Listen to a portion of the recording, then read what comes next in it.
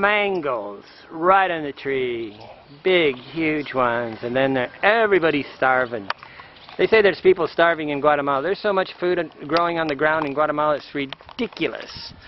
Most of the world has an overabundance of food. I haven't really found many people starving. I found some malnutrition where they're only eating about 5 foods. But I really have never found anybody starving except for crazy people. And they're so crazy they don't even know how to beg. Okay, I hope I get a mango in the background. Not getting me in the big picture, right? Okay, what am I doing? I got it. Have I got it? Okay, I didn't have it zoomed out. Okay, next question.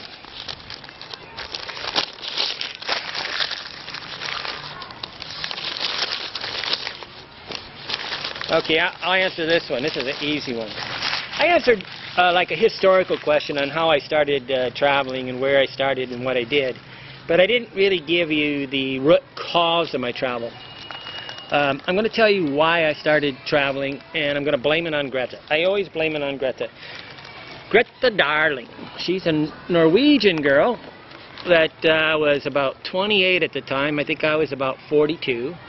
And what I did is I flew to Pia de la Cuesta, Mexico, and I got a room for like, I don't know, $8, $10 a day. That's when I thought $10 a day was incredibly cheap. And then by the time I left there, I was sleeping for $1 a night, right?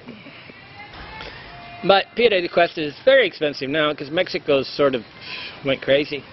I think all the Mexicans went back with the investments they had and built a hotel and doubled the prices because eventually everybody figures out how to, that if you ask the money, somebody will pay.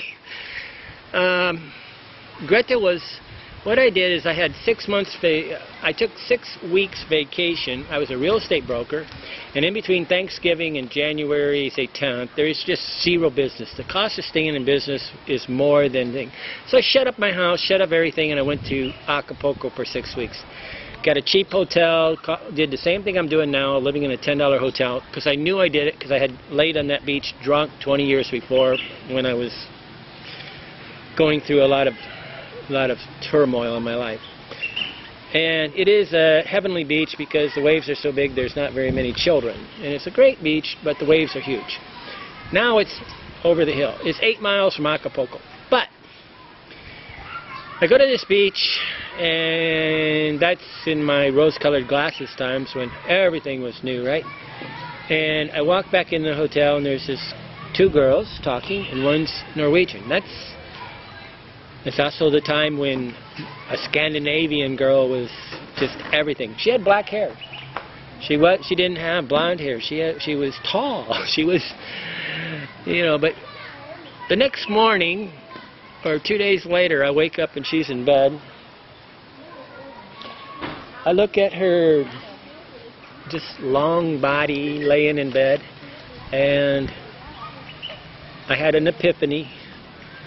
Here I was dating a bunch of divorced women in America, 2 children, angry at anybody that resembled their ex-husband, which was any men. And in America, they had this, I don't know, you got this thing in America where women, it's trendy to complain about men, and men complain about women, and this is really a non-productive complaint. But the point was, is I just wanted a girl with no children that was intelligent. I mean, this girl took one of my Tom Clancy books, like Executive Action, like this big, 1,000 pages, picked it up and read it in a foreign language, in English. I gave her 2 or 3 books in English and she read them. Well, she hung around. Grete darling hung around. I met her again in a place where I'm not supposed to go, where Andres Hidalgo went. And now she's got 2 children. She lives in, she's from Trondheim, Norway. I've never been to Norway, and I was always afraid to go there. Probably thought I would, I guess I'm afraid of commitment any way you do it, right? Never been married. But when it came down to having a life traveling and having a 28-year-old girl, I also met a Argentina girl that was, on hindsight, was not a very nice girl, but long afterwards I realized this girl's in trouble. But you know, I was very, very handsome at the time, right? This is like 14, 15, 16 years ago. And blonde, blue-eyed on the beach for a long time, and just, I was doing my beach bum thing, right?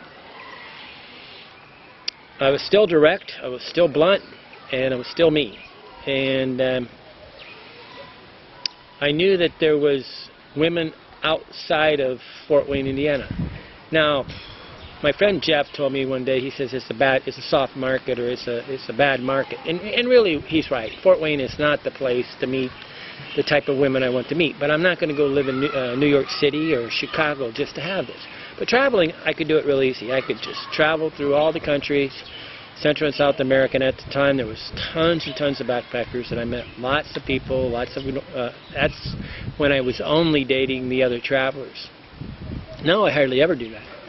But she was the reason why I took off traveling, and I never regret it, and I'm very, very grateful to her, because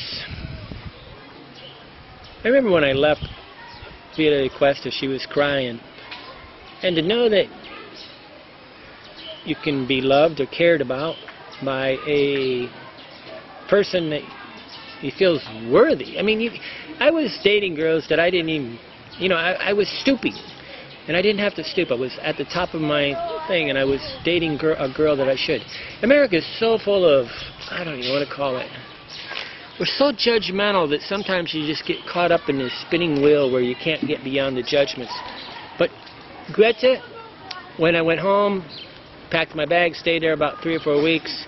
She went on to Belize. I flew back to Belize, met her again. This is my dream girl. I mean, I called her 2 or 3 times, cost me a couple $100 each time. And Grete, darling, her accent is still just so beautiful. But it was a rush that lasted 16 years. That's how valuable travel is to me. You get, you know, one trip, one girl, one $10 hotel changed my life for 16 plus years in 90 countries. Thank you, Grete. Bye-bye.